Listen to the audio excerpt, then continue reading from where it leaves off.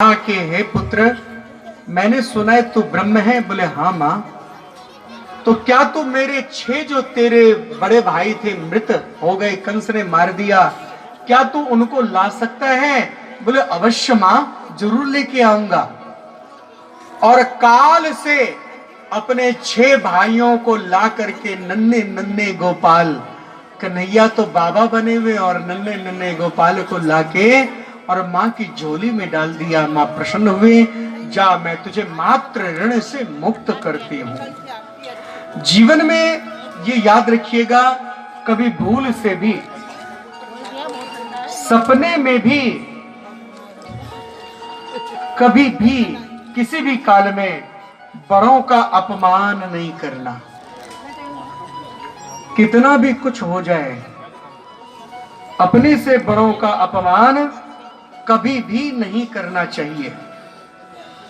एक बार प्रभास क्षेत्र में, द्वारिका के निकट समुद्र के तट पर प्रभास क्षेत्र में श्री कृष्ण भगवान के पास में उनके दीक्षा गुरु, शिक्षा गुरु थे संदीपनी और दीक्षा गुरु कौन थे?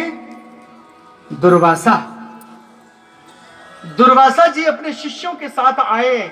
पहले जमाने में वर्षा ऋतु में संत महात्मा लोग नदी नालों को नहीं लांघते थे, क्योंकि नदी नाले के अंदर नहीं उतरते थे कि ऋतुमती हो जाती थी नदी नाला। अब तो पुल बन गए हैं। तो उस समय क्या हुआ कि गुरुदेव ने कहा श्री कृष्ण से, हे कन्हैया, हे कृष्ण, तुम्हारे यहां अब मैं चतुर्मास बिताऊंगा अपने शिष्यों के साथ, सेवा करो। श्री कृष्ण पूर्ण व्यवस्था किए और दिन रात अपने पुत्र पौत्रों के साथ अपार सेवा करने लगे। सेवा करते करते, याद रखना, सेवा करते करते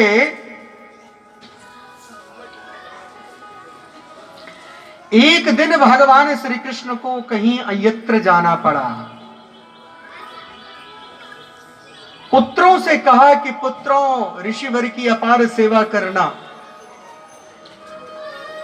श्री कृष्ण के पुत्र पौत्र सब संतों की सेवा करने लगे और आपस में मजाक करने लगे, खेलते हुए, और कहने लगे इन बाबाओं को इतना हम सब कुछ प्रदान करते हैं, ये सब कृष्ण की लीला है।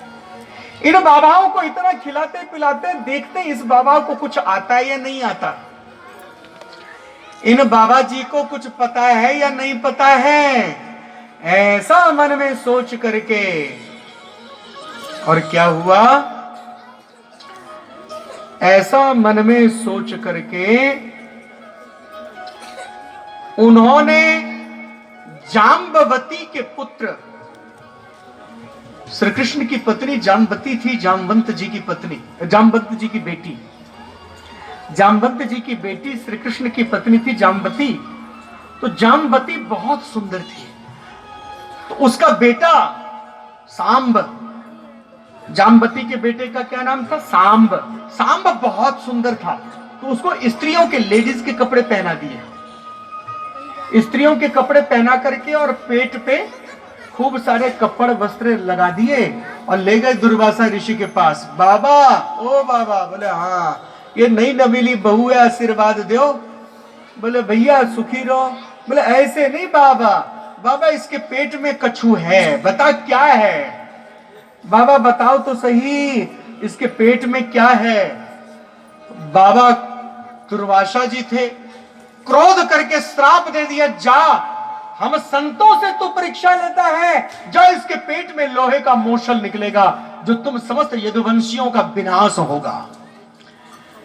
ऋषि शाप के कारण वो पेट में लोहे का मूसल महाराजा उग्रसेन के सम्मुख बताया, कृष्ण से छुपाया, उसको पीस पीस करके समुद्र में बहा दिया। एक छोटा कण जो बच गया उसको समुद्र में डाला, समुद्र ने स्वीकार नहीं किया।